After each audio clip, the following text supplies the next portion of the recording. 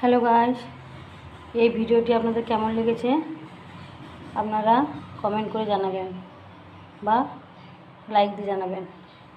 এই দেখুন,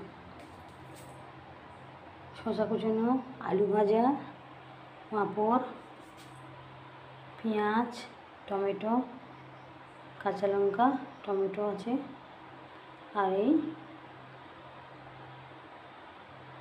শুকনো লঙ্কা ভাজা। এই দেখুন,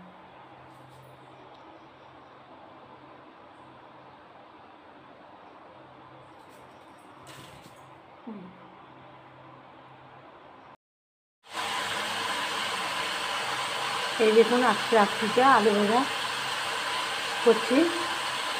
আজকে কেউ ভাত খাবে না বা রুটিও খাবে না, আজকে সবাই মুড়ি খাবে। আলু ভাজা, শসা, পেঁয়াজ টেঁয়াজ সবাই মুড়ি খাবে। এখানে আলু ভাজা করছি।